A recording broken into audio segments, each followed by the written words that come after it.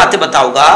کہ اگر یہ کام کر لیا، یعنی اگر ایسی حرکت کر لیا، ایسا کام کر لیا یا یہ چیز ہو گئی، تو ایسی شکل میں پھر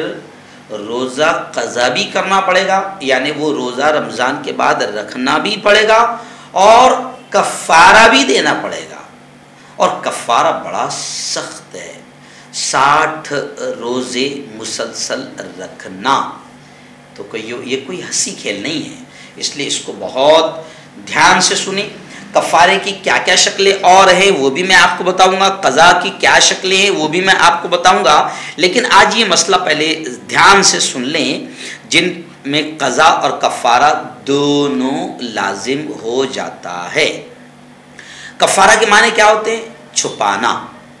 اور شریعت میں کسی گناہ کو چھپانے یا مٹانے کے لیے جو چیز دی جاتی ہے اس کو کفارہ کہتے ہیں، اور جن صورتوں میں کفارہ واجب ہو جاتا ہے، یعنی روزے کے ساتھ قضا کے ساتھ کفارہ بھی واجب ہو جاتا ہے، وہ یہ ہیں۔ نمبر 1، اب بہت دھیان سے سننا ہے، رمضان کا روزہ رکھ کر قصدن یعنی جان بوجھ کر کوئی ایسا کام کیا جس کا کرنا روزے میں منع ہے۔ مثال کے طور پر کھانا پینا روزے میں منع ہے،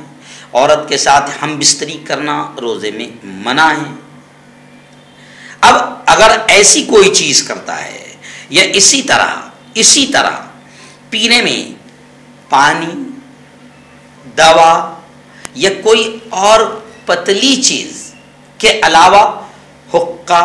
سگریٹ، بیڑی وغیرہ بھی شامل ہے، اگر ان چیزوں کا کوئی استعمال کرے گا جان بوجھ کر تو قضا اور کفارہ دونوں دینا ہوگا، یعنی ایک روزہ قضا بھی کرنا ہے پلس اس ایک روزہ جان بوجھ کر توڑنے کی وجہ سے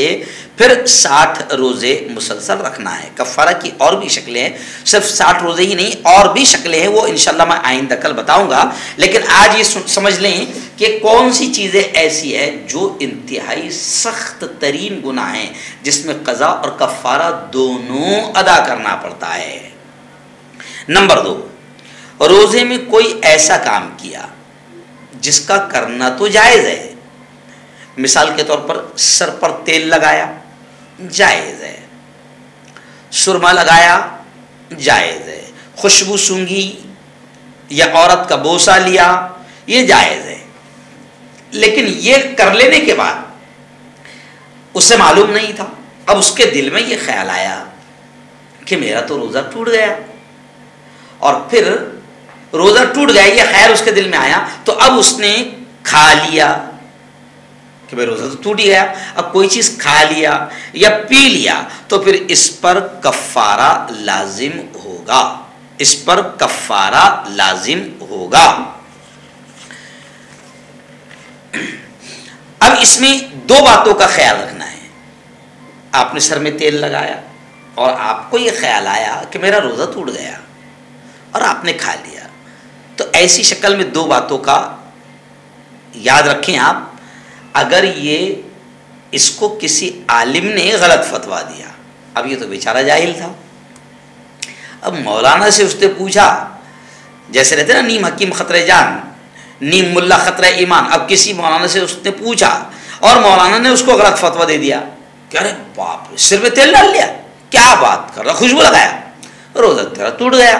اب اس نے تو عالم پر بھروسہ کر کے پوچھا اور عالم نے اس کو غلط فتویٰ دے دیا، امام نے اس کو غلط فتویٰ دے دیا اور اس کی وجہ سے اس نے روزہ توڑ ڈالا، یہ جاہل تھا، تو پھر اس کو ایک ہی روزہ قضا کرنا پڑے گا، کفارہ نہیں، یعنی اس پر وہ جو جرمانہ ہے سخت وہ نہیں، پہلی شکل۔ دوسرے یہ کہ یہ کام اگر ایسا تھا جس میں بظاہر یہ شبہ ہو سکتا تھا کہ اس سے روزہ ٹوٹ جاتا ہے، بظاہر یہ شبہ ہو سکتا تھا کہ اس میں روزہ ٹوٹ جاتا ہے، مثلا بھول کر پیٹ بھر کے کھا لیا، اب بھول کر کھا لیا تو روزہ نہیں ٹوٹتا، لیکن یہ کام ایسا ہے کہ جس میں ایسا لگتا ہے یار روزہ تو گیا کیونکہ میں نے کھا لیا، تو ایسا کام اگر کیا، یا عورت سے بغلگیر ہوا، ملا اور منی نکل آئی، اب یہ خیال اس نے کیا کہ میرا روزہ تو ٹوٹ گیا، پھر اس نے دوبارہ کھا پی لیا تو اس صورت میں بھی کفارہ لازم نہیں آئے گا. لیکن اگر یہ کام جاہل تھا، اس کو نہیں معلوم تھا، تو کفارہ لازم نہیں آئے گا، ایک ہی قضا کرنا پڑے گی. لیکن اگر یہ کام قصدن کرے گا، قصدن یعنی جان بوجھ کر کرے گا، جیسے کہ اوپر بتایا گیا، تو قضا اور کفارہ دونوں ادا کرنا پڑے گا، دونوں ادا کرنا پڑے گا، دونوں ادا کرنا پڑے گا. اب انشاءاللہ میں آپ کو بتاؤں گا کہ روزہ اگر قضا کرنا ہے تو کب کریں، کیسے کریں، اور اگر روزہ جان بوجھ کر توڑ دیا تو پھر کفارہ کیسا ادا کریں. انشاءاللہ اس پر آئندہ کل بحث کریں گے.